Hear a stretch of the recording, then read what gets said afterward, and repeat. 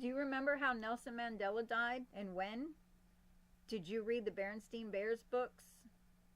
Do you remember how they spelled the name Berenstain? Did you eat Jif or Jiffy peanut butter? Well, there are some interesting thoughts and theories about memories of these things, and we're going to talk about that on this next episode of Peculiar Finds for Curious Minds, and I'm Jennifer Kennedy.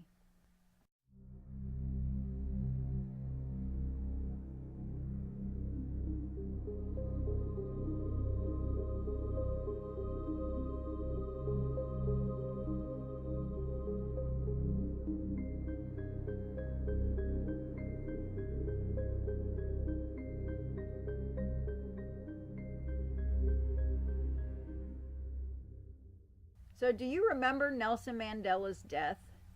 Do you have actual vivid memories of his death? And if so, when did he die? And under what circumstances? Well, there are millions of people around the world who have very vivid memories of Nelson Mandela dying in prison in the 80s. They remember seeing it on the news, on TV, and in the newspapers. They remember seeing riots in some of the cities in South Africa. They remember people mourning his death. They remember these things very vividly. Yet this is not when he died, and it's not how he died. He actually was freed from prison in 1990, and he died in 2013, a free man. Yet there are millions of people around the world who have no memory of him dying then. Their memory is of his death in the 80s while he was in prison. So which one of these deaths do you remember? It's a pretty bizarre thing, and it's known as the Mandela Effect. The Mandela Effect, defined by Wikipedia, is the pseudoscientific belief that some differences between one's memories and the real world are caused by changes to past events in the timeline. Many Mandela Effect believers believe it is caused by accidental travel between alternate universes, although some others propose that history has been deliberately altered after the fact by malicious extra-dimensional beings within the same timeline, or by experiments at CERN, C-E-R-N, the European Organization for Nuclear Research, where they do research on particle accelerators like the Hadron Collider. The primary website where you can learn about the Mandela Effect is at mandelaeffect.com, and they define it as a wide variety of events that are remembered around the world in ways that did not happen or that happened differently. The memories are often extremely detailed, not fuzzy at all, not blurry, very detailed, very precise. They're identical in masses. Thousands, hundreds of thousands, and even millions of people around the world have identical memories to the letter. All of the details identical, even though the reality of how these things happened is completely different. Wikipedia also labels it as a false memory, which is one of the theories. Wikipedia defines a false memory as a psychological phenomenon where a person recalls something that did not happen or differently from the way it actually happened. Now, granted, there are false memories, but it's very bizarre that you have so many people with the identical memories. That's where we get into the realm of the bizarre, because even if it were a false memory, how is it happening to all of these people in the exact same way? It's a phenomenon that hasn't been explained yet. So we're going to talk about that a little bit more. So I've already told you about the Nelson Mandela death. That's the primary incident that kicked this whole phenomenon off. The woman who coined the term Mandela Effect is named Fiona Broome. She also created the MandelaEffect.com website, and she runs it to this day. It all started when she was at a Dragon Con. She was in the green room talking to some of the other speakers at the event, and one of them made a comment about Mandela's death and how crazy it is that people remember it as being in the 80s when it wasn't. And she had had that memory, but she had never heard of anybody else having it. So when this total stranger says this to her, a light bulb went off, and then she started researching. And come to find out, there are tons of other examples of these weird or false memories. So let me go over a few of them. The next most popular one is the Berenstain Bears. Do you remember the Berenstain Bears? It was a book and a television show for children with these cartoon bears. Well, how do you remember Berenstain being spelled? Is it Bernstein, Berenstain, or is it Bernstain, Berenstain? How do you remember it? The actual spelling is with an A, Bernstain. But millions of people around the world remember it very vividly of being spelled with an E, not an A, myself included. I remember it being Dine with an E. And by the way, I also remember Nelson Mandela dying in prison in the 80s when I was in school. When you even go into spell check on OpenOffice and try and type out the word Berenstain, if you use an E, the spell check for that spelling labels it as correct. But if you put an A in it, the spell check says that it's wrong. Someone dug up a Ponchatoula Times TV listings from 1985, September 12th of 1985. It's basically a newspaper, the TV listings in the newspaper. And someone found it in the archives and they posted it on the MandelaEffect.com. And in this TV listing, the Berenstain Bears cartoon is listed and it's spelled with an E. People have dug out their books from their childhood and shown that it's spelled with an E. There are many examples that people have found showing that it was spelled with an E. Spelling bee champs have clear memory of it being spelled with an E. People have even researched historical spelling patterns of both spellings with the A and with the E to see if there was any way that it possibly changed over history, to see if they could find proof. But what they found was a complete opposite, that there was no way that it changed at all. Because usually if you study the history of a word or in its spelling, you can learn the changes in that spelling. But that didn't happen in people's research with the Berenstain Bears. But if you look at the books today, they're spelled with an A. And it's never been changed. Even researching the history of the books, it's never been changed. Yet millions of people remember it spelled with an E, myself included. So how do you remember it spelled? With an E or an A? What about peanut butter? Did you eat Jif peanut butter when you were younger? Or did you eat Jiffy peanut butter? J-I-F or J-I-F-F-Y? I remember it as being Jiffy peanut butter. The correct name of it is Jif, J-I-F. But there are masses of people who remember it as being Jiffy. And people have tried to research this, just like with the Berenstain Bears. All of these Mandela Effect examples, people have dedicated hours upon hours of research to try and find a logical reason for these memories to be like this, to see if, maybe the name was changed over time and we just missed it, or something like that. And nobody's been able to find a logical reason for these changes or for these false memories. They've never been changed. Someone researched about the Jif peanut butter and they found a book about William T. Young and W. T. Young Foods, which is who originally produced Jif peanut butter.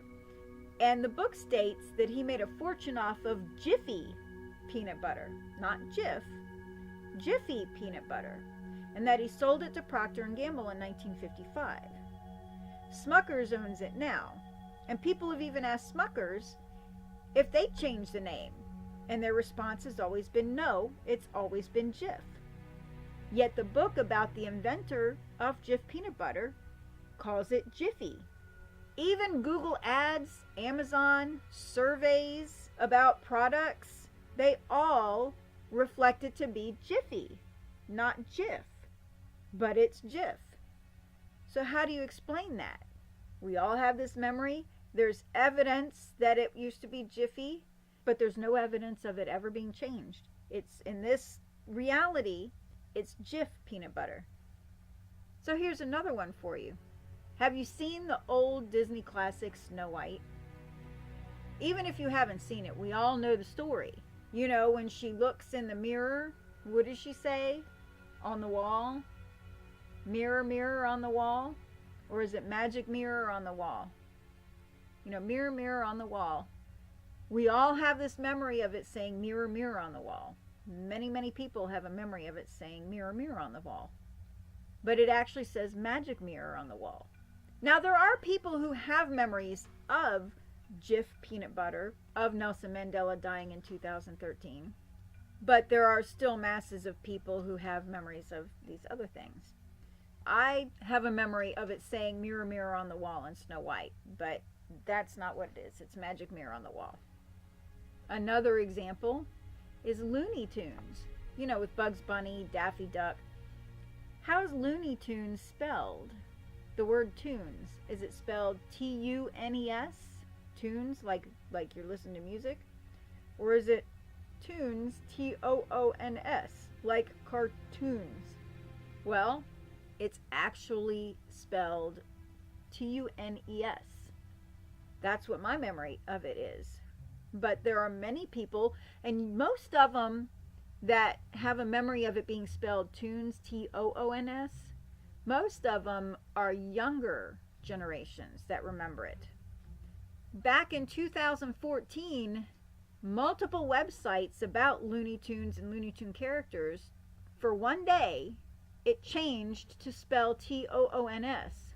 And once in 2015, there were email messages and online messages all over the internet about the change. It only appeared spelled T-O-O-N-S for a day. And again, many younger people are the ones that remember this. They were the generation of Cartoon Network, and they always remember it as T-O-O-N-S. Older generations, like myself, who grew up in the age of Bugs Bunny or earlier, remember it as T-U-N-E-S. How do you remember it? Was it T-U-N-E-S or T-O-O-N-S?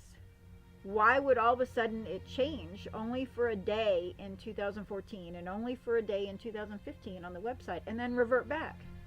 Yet the Looney Tunes creators, the Looney Tunes brand, has never changed it. They claim they've never changed it. Here's another one. How many states do you remember learning that the United States has when you were in school? Did you learn 50 states? Or did you learn 52 states? And I know that sounds like a dumb question, like, of course, the United States has 50 states. Believe it or not, a lot of older generations remember vividly learning that there were 52 states in the United States. Some of these people remember Hawaii and Alaska as being 51 and 52, but they don't remember what the other two states are. And there are other people who remember Puerto Rico and Washington, D.C. as being 51 and 52. Yet neither of those are states.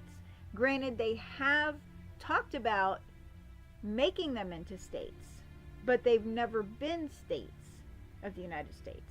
But people vividly remember learning that there were 52 states in the United States of America. Some people even said that the trick that they learned to memorize it was that they associated it with a deck of cards, because a deck of cards has 52 cards in it. I learned that there were 50 states in the United States. How many states did you learn? Here's an interesting one. Everybody that I've asked about this one, because I've asked friends and family members about all of these, and everybody I've asked has had varying memories of these. So here's one that nobody has gotten right so far that I've asked. In Forrest Gump, when he's talking about the box of chocolates, which one of these quotes did he actually say? Life is like a box of chocolates. Or was it, life was like a box of chocolates? Did he say, life is like a box of chocolates? You never know what you're going to get. Or did he say, life was like a box of chocolates? You never know what you're going to get. Now, we all know that he said life is like a box of chocolates, right? Wrong. He actually said life was like a box of chocolates. Now, I have seen that movie hundreds of times. It's one of my favorite movies. I used to put it on to go to sleep to because I can't go to sleep in dead silence. My brain won't stop working. I always go to sleep to a movie. And I have seen this movie hundreds of times, and I know it has always been life is like a box of chocolates. And don't you know, as I was doing my research for this, I actually went to YouTube and pulled up several clips of it just to see. I was hoping to prove myself right. But I was floored when he actually said was and not is. What is up with that? We all know he said life is. It doesn't even make sense saying life was like a box of chocolates. You never know what you're going to get. Well, if it was like a box of chocolates, then you already know what you're going to get because you already got it. It makes zero kind of sense. And there apparently was a video on YouTube that showed it saying is. And it racked up nearly 1 million views because of that. But I can't seem to find the video. It's buried in all the other ones. But someone had commented about coming across that one video. I would love to ask Tom Hanks what he actually said. Did he say is or was? I mean, I know in the YouTube videos that I've seen it says was. I kind of want to go and watch the movie again and see what it says in the movie now. But if we are in an alternate reality right now, then from when the movie initially came out, no matter what I watch, it's always going to say was. But it's pretty bizarre. I mean, we all know it was is. Was just does not even make any sense. So what do you remember it as? Is or was? Have I blown your mind yet? Well, we're going to keep going. This one, not many people are familiar with this one. You got to kind of be a map junkie, I guess. Be into geography. But this is another crazy one that has come up as a Mandela Effect. The country Sri Lanka. Where is it located? Well, many people remember it located on maps directly south of India. But if you look on the maps today, it's not. It's southeast of India. Even people who are from Sri Lanka have reported learning its location on maps differently. People who have traveled to various countries via multiple flights, you know, when you have a layover and you jump on another plane. Well, people who have done this, traveling to various places like Italy, have reported that they've had to plan their flights around Sri Lanka's location because they would have a layover there in Sri Lanka. And they've reported that its location on maps was directly south of Italy. Because if they planned their flights other ways from other cities and other countries, it would be longer. So they planned it via Sri Lanka's location to shorten their flight. Yet, if you look on a map, it's not directly south, it's to the southeast. But wait, there's more. Someone found a map from the year 1535, and that map shows that it's located to the southwest. Now, I know they're maps, and we could say that people have drawn maps differently, that they've done the measurements wrong, but nobody can find a map in existence showing it to the south. But yet people have memories of it being directly south. All of the maps that anybody's ever looked up and found, including old paper maps and everything. Like I said, someone found one from 1535 and it was to the southwest. Nobody's been able to find another map showing it being located directly south. And Sri Lanka is not the only place that this has happened. There's several other countries where people remember vividly learning their locations or seeing their locations on maps in different places than what they are now. There is a decent sized list of these countries. Andorra, no, we're not in Lord of the Rings or anything. Andorra is an actual country. Cuba, Denmark and Sweden, the islands nearby Denmark and Sweden, Korea, Japan, Mongolia, New Zealand is a big one. People remember New Zealand being located in a lot of different places on maps than what it's located today. Oceania in general, Poland, and Portugal. Now I know everybody's going to start Googling maps because I know I did when I came across this. Think about it. If you remember, a lot of us don't remember learning geography, but some people do. If you remember learning where all the different countries are located on maps, you remember seeing them on maps, look the maps up. Are they all in the same place that you remember learning them to be in? Here's another death memory.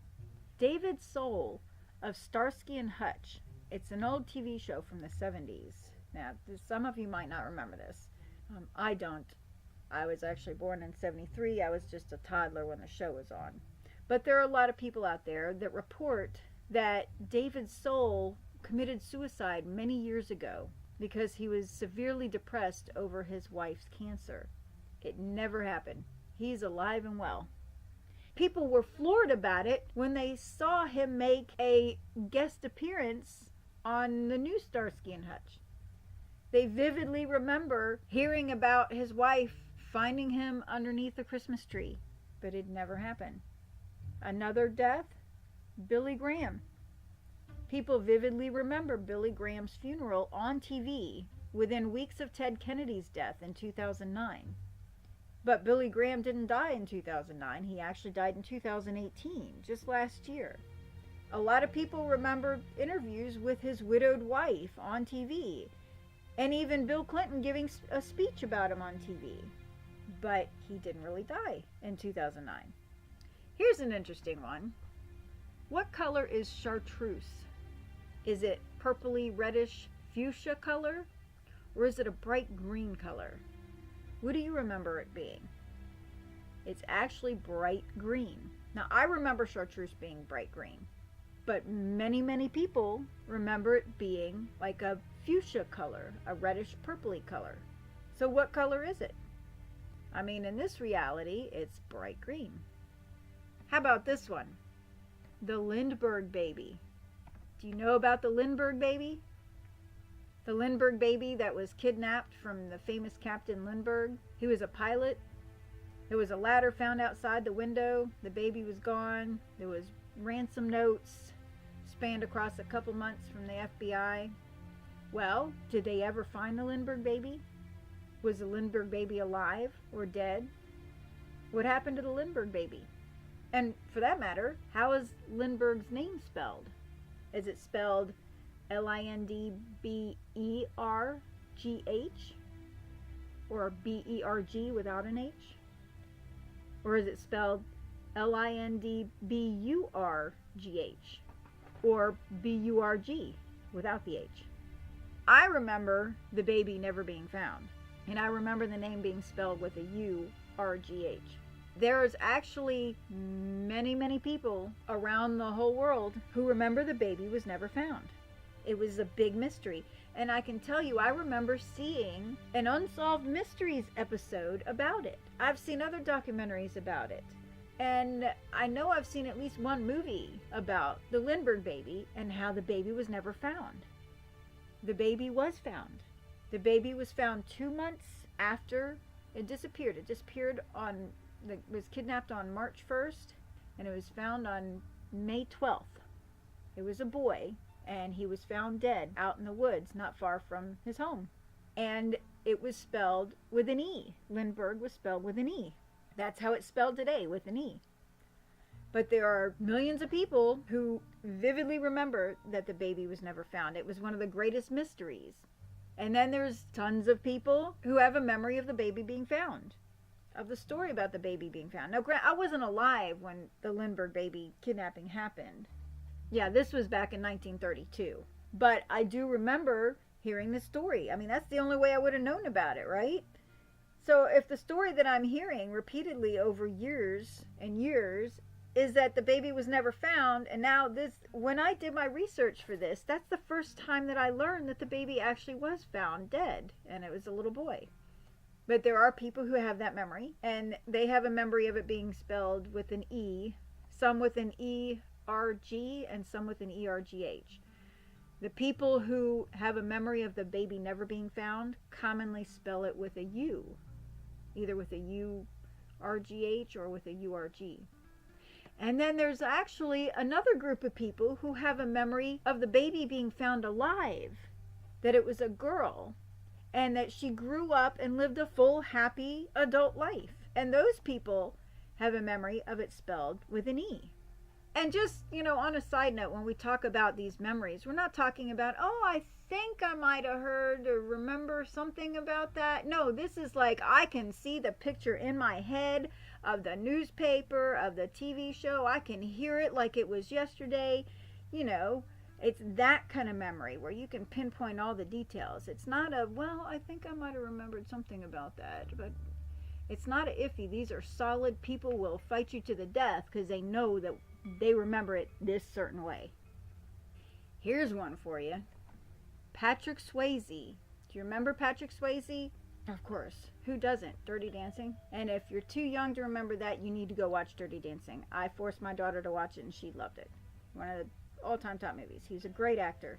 Very talented actor, talented dancer, and a good-hearted person all around. So you remember correctly, he had pancreatic cancer. And he actually died in 2009 of cancer. But there are a lot of people out there who vividly remember seeing him in 2012 on TV in interviews where he had made a full recovery and was alive. People were commenting about how healthy he looked and how great he looked after his recovery. And in these interviews, he was talking about a new TV show that he was doing. And this all took place after his death. People nowadays are having this memory of him having a full recovery in 2012 that don't know that he died. And this memory came from after his actual death. So how crazy is that one? I remember him dying. I had never heard of him making a full recovery or anybody even thinking that or remembering that until I did my research for this. That one just blew my mind right there. Because in the age of the internet, who didn't know that he died? But there are people, even in the age of the internet, where, you can't help but have something flash in front of you on a timeline on social media somewhere. And there are people who do not have a memory of that. In their memory, he was in treatment from 2009 on and made a full recovery and was healthy and happy and alive and in a new TV show. Another one, this one is a pretty popular one too, right up there with the Berenstain Bears. It's about a movie called Shazam with Sinbad, the actor, in it, playing the genie. If you don't know who Sinbad was, he was an actor from my generation. Go look him up. And people have a memory of, they don't have a memory of the actual movie. The people who have this, and I'm one of these people. I very vividly remember this, and I'll tell you about my own experience here after I tell you about the actual memory thing. So the people who have this memory, we all remember seeing previews for the movie or seeing the movie posters or seeing the movie VHS box. Yeah, back then was VHS tapes. But no one remembers seeing the actual movie. We all have these memories of seeing the things about the movie, but nobody remembers seeing the actual movie. But there was never any such movie at all. There was a movie called Kazam with Shaq playing a genie, but there was never a movie called Shazam with Sinbad playing the genie. And I very vividly remember that there was definitely a movie called Shazam with Sinbad in it. I worked in a movie store for 4 years through high school. We sold movies. I worked for Suncoast Motion Picture Company. And that's what we did. We sold VHS movies. I was seeing movies every single day. And then after that, I worked at a movie rental store called Video World. I remember very vividly, I can see the box to this movie. It was a blue background. And just, for a note here, Kazam with Shaq as the genie has a blue background. But I can see Sinbad on it. I can see the words Shazam on it. And it doesn't look anything like the Shaq movie box. It looks different. I know that I've seen this movie box. So where does this kind of thing come from? How crazy is that? There are so many different examples of the Mandela effect, with famous people's deaths, geographical locations, major events, lines in movies like the Forrest Gump line, even alternate endings in movies, missing scenes, missing actors, movies remembered before they were released. It's happened in music where lyrics are different. There's branding logos that have changed, like the Pepsi logo and the Chevron logo. People are remembering the reds and the blues being in a different way. Colors are changing. Spellings are changing. Like the musician Reba McEntire, there's two different spellings. People remember it spelled Mcintyre or Mcentire. So there's different actors and actresses' names are changing. Brand names like Fruit Loops, is it spelled Froot or is it spelled Fruit? There are people with memories of each, and tons more. Search around the internet. Look up the Mandela Effect. Go to the actual MandelaEffect.com website and check out some of the other websites. There are so many examples of these memory incidences that it's mind-blowing. But I'm going to tell you a little bit more about the Mandela Effect and the theories behind it. Something really peculiar, really interesting, at the MandelaEffect.com website, some time ago, a person posted a really bizarre comment, and he posted it with the name Mr. Stain, Stain. A lot of people don't think it's a coincidence because of, the spelling of the Berenstain Bears. He left a cryptic message. Now, this could be nothing. This could be just some random person posting something just to mess with people. It could be a troll. But they found it interesting enough to make note of it on the website.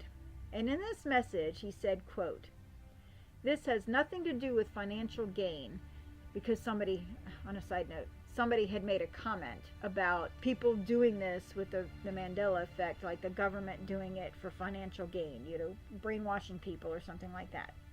So Mr. Stain said, "This has nothing to do with the financial gain. The A is a marker for every time processor in the event of an emergency to understand what reality they are in. There are so many more markers that are hidden from the public, yet each letter stands for age, date, time, and sequence. This information is true and has been provided for your understanding by a fellow time processor. Please watch out for 2029. Be prepared," spelled Prepared, "and watch out for the awakening. This does not make sense now, but will soon. And please stop using your cell phones. They are the key ingredient of your society's collapse." Yes, this is the internet where people can post random comments, and it could have absolutely no meaning whatsoever. But they found it interesting enough to make note of it. So, what do you think? Basically, he's saying, hey, we're all time travelers or time processors. We're bouncing around from different realities and different times, and all these little Mandela effect things that you're noticing, like the Berenstain Bears, the A and the E, they're markers that they're creating in order to allow themselves to figure out which dimension, which reality, and which time sequence that they're in, so that they don't get lost, because apparently things are similar or the same on each one. Who knows? Food for thought. It could be nothing. It could be something. Other things that they consider part of the Mandela effect is things, smaller things that happen in your own personal life. When you know for sure you put your keys down on the friggin' nightstand next to your bed, and the next morning they are not there, and you have torn your entire house apart, and you're an hour late for work, and you know well enough that you stuck them on the nightstand, but they're not there. They're way down the hall in the other room that you never walk into. That is an example of the Mandela effect. Where things are disappearing. Where you put something somewhere and then you never see it again. The black hole that missing things go into that you can never find again, that's considered part of the Mandela effect. Things are disappearing.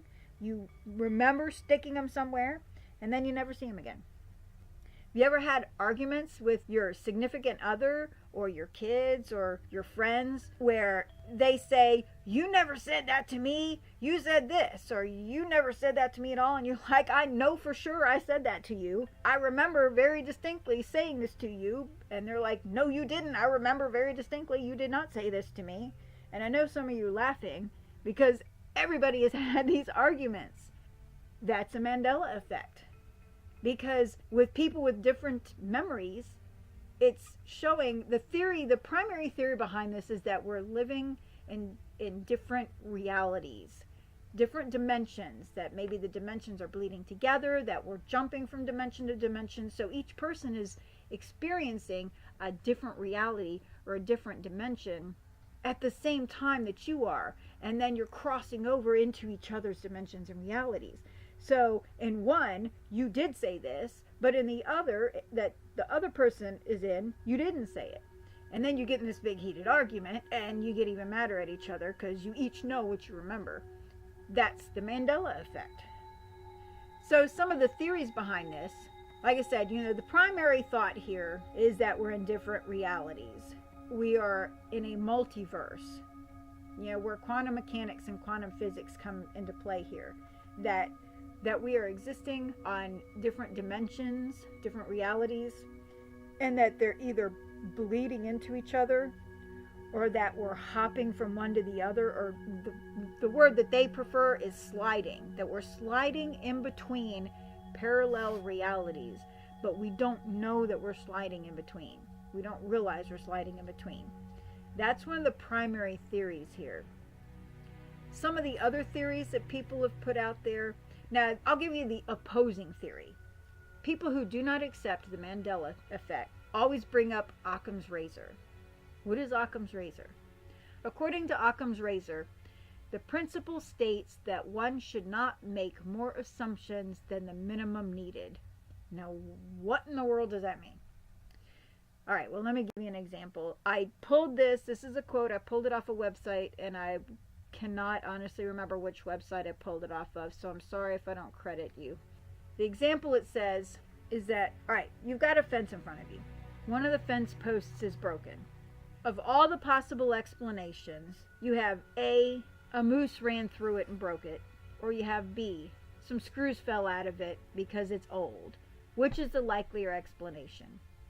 Well, of course, B is a likelier explanation. You've got a better chance that just some screws fell out of the post than a random moose running through it and breaking it. So Occam's razor says you ignore all the other unlikely explanations and you only pay attention to the more likely explanation. And a lot of people feel like the Mandela effect, the simple explanation is that people are just remembering it incorrectly, that they're false or flawed memories, and that looking into it makes no difference. It can't possibly be slipping in between different dimensions or realities. But the argument on the side of the Mandela effect is that this passes the Occam's razor test, because you have millions of people in the entire world who have never met each other ever having the identical memories. So how that cannot be explained, of all these people having the same faulty memory. That in itself would be a phenomenon. Okay, so let's say that it is Occam's razor. Let's say, okay, all these people are having false memories or faulty memories. How in the world are all these people having the same false memory, the same fake memory or faulty memory? That would be a phenomenon too. So no matter which theory you buy into in this, you are looking at some really crazy phenomenon out there that we can't explain. We don't have an answer for it. There's not even a way to study it, because the only person that can verify it is the person who has the memory. And there's no way to verify that memory, because unlike in the movies, you can't plug up to somebody's brain and play their memory on a picture, on a movie. Like, let's go all Black Mirror here. So that's the opposite side theory. But the primary theory is that we're sliding in between parallel realities. One of the other theories that people have is that activity of the Large Hadron Collider at CERN, when they ran that, it opened the temporal rifts and it caused people to start sliding between universes. And I can't remember what year it was. There was a specific year that they started experimenting with the Hadron Collider and particle experiments. And people think that maybe the experiments with the Hadron Collider is what triggered all of this, that it triggered temporal rifts. So here's something interesting when we're talking about the Hadron Collider and CERN. Another aspect of the Mandela Effect has to do with the dates of September 22nd and September 23rd. This is in random years. This isn't just in a specific year that I've come across, but this is just in general, September 22nd, September 23rd. On a September 22nd, and I don't remember what year it is, I didn't make note of that in my research, but on a September 22nd, CERN, CERN, declared Einstein's theory of relativity to be incorrect. And I remember that was only a few years ago. It wasn't that long ago. I want to say somewhere around 2014 or 15, something like that, somewhere in that area. And on a September 22nd, CERN also achieved actual teleportation successfully. They teleported packets of light over 60 miles. Now, many people have experienced events switching days in their memories from September 22nd and 23rd. And I believe that they said that this happened around the same time that CERN achieved teleportation. Now, these events, people are talking about their own birthdays switching, family deaths switching, that happened. Their birthdays are September 22nd. And now all of a sudden their birthday is September 23rd. Or family members died on the 23rd, and now all of a sudden their death is on the 22nd. And a lot of people are talking about how Facebook is proving this. You know how Facebook commonly shows that this day in your memories thing in your feed? Well, there are people where in their Facebook this day in your memories, where Facebook is telling them on the 22nd that, hey, this happened on this day in this year, when it actually happened on the 23rd, and vice versa. So that's something to think about. That's a little bizarre. Other people believe that it might be something like the butterfly effect, that it is the actual butterfly effect that accounts for the spelling differences between the universes. Now, I couldn't really find much on that or what that meant. The butterfly effect is that it ripples and it changes something around the other side of the world. But you would think that it would change it for everybody, not just for, one select group of people. So I'm not sure how that plays into effect. There's also a theory that we have visited or are currently visiting holodecks, and that those holodecks have glitches in them, which is basically, you're talking the Matrix here, that we're in a big holodeck, or that we were in holodecks in the past. We're in a big program and the program is glitchy. And that is a legitimate theory. There are people who strongly believe in the Matrix, that we are living in a computerized fake world. There's a theory that during Mandela's death, when people were watching it in 2013 and they time slipped into 1990 unnoticed, so we wind up thinking that it happened in 1990 instead of 2013, which is an interesting theory. And again, that theory ties into the Hadron Collider theory, where if it created rifts, it would cause you to randomly slip through time. But basically, when you come down to it, again, the primary theory here is that somehow we are all experiencing different realities. Whether they're melding together, different dimensions melding together, or we're slipping back and forth between them, or time traveling, or that these particle experiments with the Hadron Collider and at CERN is affecting things. Who knows? But the fact is that there is some crazy phenomenon going on where people have very distinct, very solid, detailed memories that are shared among the masses that are not accurate. Have you had any of these Mandela Effect memories? Tell us about it on our website. Tell us about it on our Facebook page. My research for this actually led me to what I'm going to talk about on my next podcast. It has to do with some bizarre ways of predicting the future. Hope you enjoyed this episode. Be sure to tune in for the next week's episode when I talk about these bizarre future predictions. Thanks for listening.